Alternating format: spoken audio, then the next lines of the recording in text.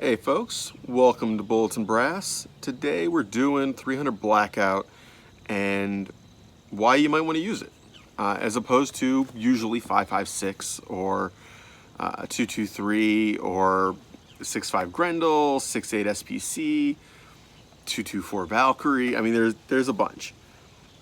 What is it about 300 Blackout that is different? Why would you pick it over something else? And most of the conversation revolves around 5.56. Why would you pick it instead of the generic standard everybody uses at caliber? Because one of the advantages of 300 Blackout over many of its other competitors is that it fits in a standard 5.56 magazine. I mean, this is a standard PMag, and I've got 300 Blackout in it. And uses standard bolts. It's basically a barrel swap to use 300 Blackout. And that's very attractive for a lot of people. That's certainly one of the reasons I picked it. So, what is it about 300 Blackout? And for those not familiar with 300 Blackout, 300 Blackout is this. Okay, it is a 5.56 case cut down and then shouldered for a 30 caliber bullet, and otherwise it's the same. They take 5.56 cases and go chop, so the whole back half of the case exactly the same. And what this does is it means that it fits in magazines and it feeds through that rifle really well. It doesn't have any weird quirks. They didn't have to re-engineer things. That's very attractive. Now, most of the time, they're between 110 grain, like this Barnes, and 150 for supersonics. That's kind of the peak.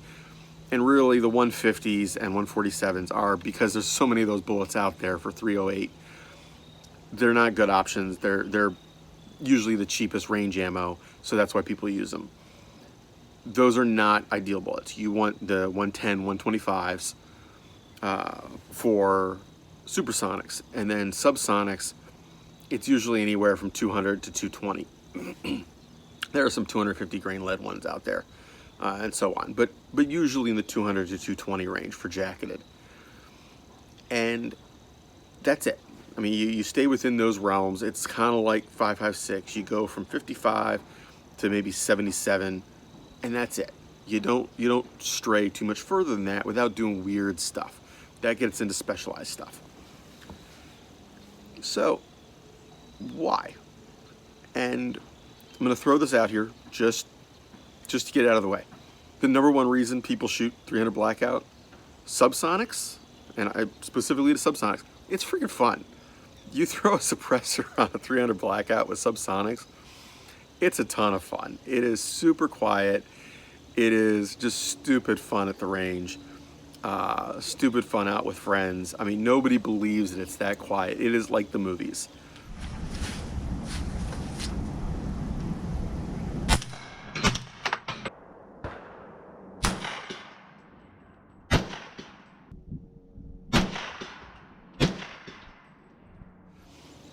It's also hitting about as hard as a handgun. It just does it further out if you want, but it's basically an overgrown handgun. At 500 yards, it's dropping like 30 feet. So good luck with that aiming and holdover. Yeah, it's not practical. However, at short range, if your goal was minimum muzzle flash, practical function in a carbine setup as opposed to a handgun, and you were going to suppress it, but you wanted to be able to use a short little suppressor, and you're looking for something practical, something efficient, 300 Blackout works great. But that's a limited use case. You're in the realm of maybe you would have been better off just taking some noise and using 5.56 or supersonic. It's noisier, but you get a lot more energy up close. For comparison, let me make sure I get this right. Yeah, so 300 blackout, subsonics have about 63% of the muzzle energy of 5.56 at muzzle. They just retain it better as it goes out. Heavier bullet, it doesn't lose speed as fast. That's all there is to it. So 63%. I mean, that's a massive hit, right? I mean, that's hurting. But it's super quiet and fun. So.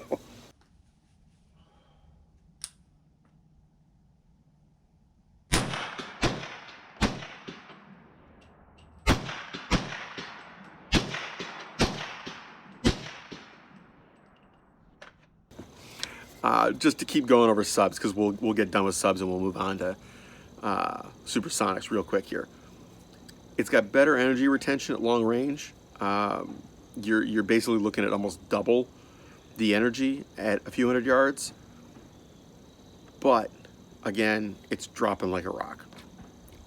So quiet, rainbow-like arc, a lot of fun, good energy retention at long range, but I mean not in a practical sense, because you've got to know exactly how far away it is, and it's not easy to get good hits. So, moving on, and by the way, all these comparisons assume that you were comparing apples to apples. They are pulling numbers from a test that used a 9-inch blackout barrel and a 10.3-inch 5.56 barrel. So, we're not comparing a full-length 5.56 with a short 300 blackout. If you do a full-length 5.56, you will get higher velocities. They will do a little better. But why would you do that? Part of the reason you would go to 300 blackout is to better use a short barrel. If you want to use a full-length barrel and you want to reach out and touch someone, it works on both. So don't get too wrapped up in that. Okay. So we're switching over. We're only talking about supers now, supersonics. 50% more energy up close than a 5.56. 50%, and specifically that was comparing to a 55 grain bullet, but it's pretty comparable across the board. And remember, this is both with SBRs. This isn't a 20-inch barrel on the 5.56. You'll gain some muzzle energy and thus muzzle velocity and thus energy with a longer barrel on the 5.56. Not a ton, but some. But you don't lose it with the 300 blackout. It retains it better at distance. So the further you shoot that 5.56 and 300 blackout, the better the energy retention for the 300 blackout. 5.56 drops off fast in terms of energy because it's very dependent on that speed. So you lose speed as you go further out. The energy is falling away very quickly. More of the energy is from the weight of the bullet in 300 blackout. It holds it better at longer range. You can do this in shorter barrels. So, for example, if you, and this is not a technical discussion in terms of the velocities, because we're already comparing that.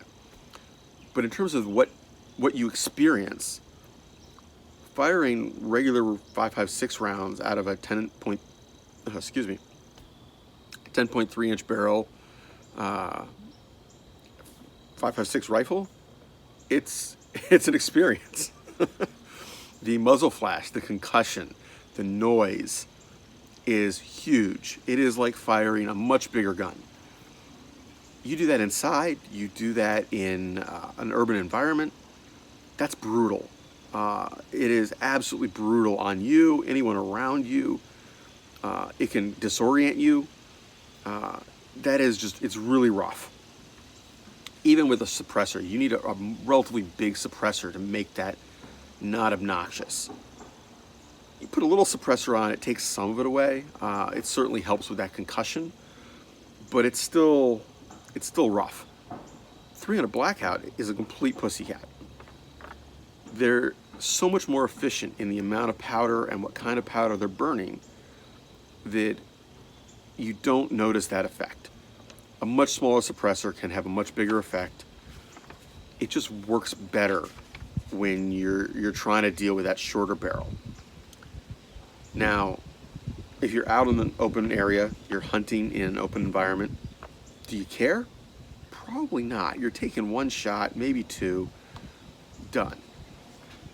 But if you're using this for self-defense, if you're using this as a police department, if you're using this end of the world scenario, say, there's something to be said about reducing that blast, because that's not beneficial. That's waste. That big muzzle blast and concussion and everything, like, that's literally wasted energy. That's not cool. I mean, it can be cool, but it's not cool in the sense of you didn't give anything up for it. You gave up a lot for that. All that smoke and noise and flash, that was powder and energy that didn't get used to propel that bullet. That was what you would have gotten if you had a longer barrel. That extra energy would have been used to drive that bullet faster. 300 blackout, you get past like a 9 or 10 inch barrel, it's over. You put a 16 inch barrel, you gain like 10 or 20 feet per second, and on some ammo, you don't even gain that. So, what else? You get a bigger, heavier bullet. Now, when we talk about penetration on bullets, sorry, I got a lot of distractions in front of me. I apologize. I keep looking up at birds and leaves and shit. So when we talk about penetration on ammo, there are two competing situations. There is higher velocity, smaller bullets penetrate hard things better. A smaller, denser bullet, meaning, for a given speed and a given weight, you're concentrated in a smaller area, right? All that energy on a smaller bullet going faster is in a smaller area. Penetrates hard things better because it can just punch through. But it loses momentum quickly. It's not going to punch deeply, but it can punch through a narrow object easily. A heavier bullet has more momentum, even though it might have the same or even less energy.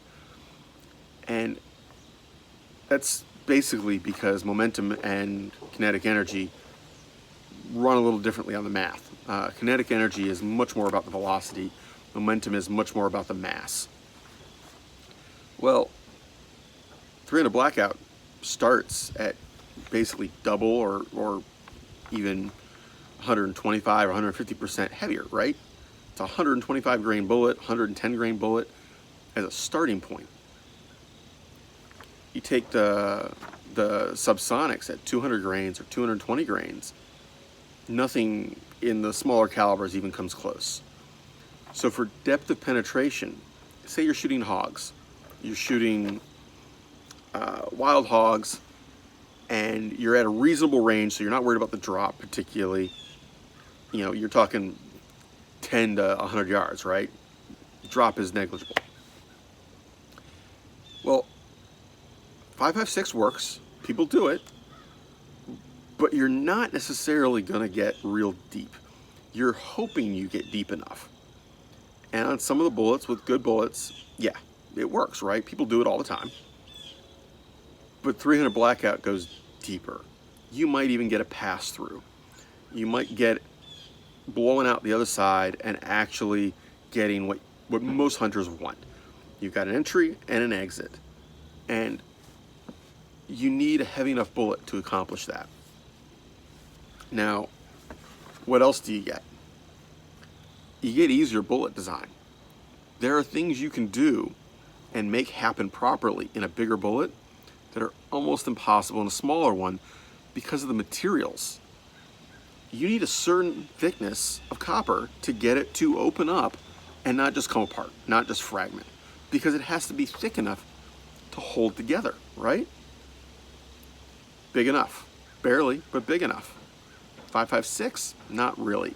5.56 kind of has to rely on either tumbling or just kind of crunching down and smushing, like a basic mushroom concept, right? 300 blackout, and most of the others in that size range, not necessarily this size, but like diameter, right? The caliber. They can open up.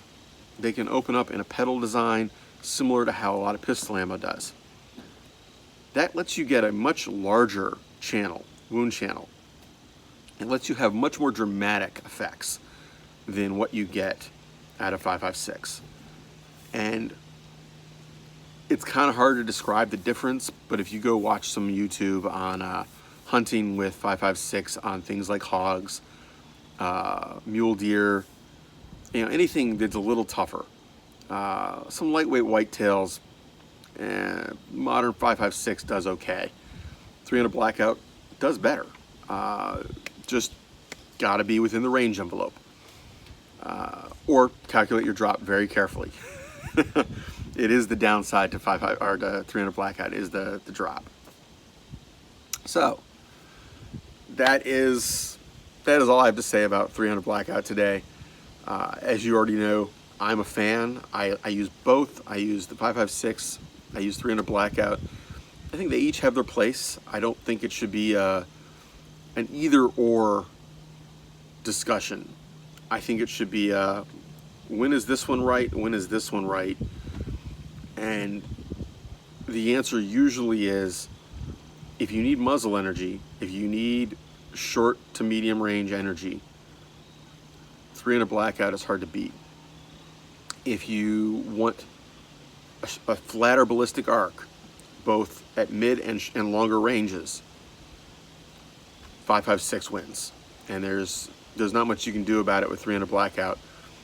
There's not enough case capacity. The pressure spike would be enormous.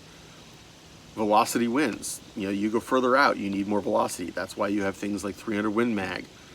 So that is it. Take care, have fun, stay safe, y'all, and give it a try. Right now, obviously, is not a great time if you're not already in it.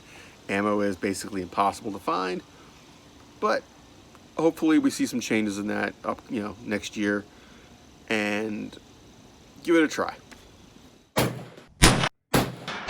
Say hi. Oof. Oof. Oof.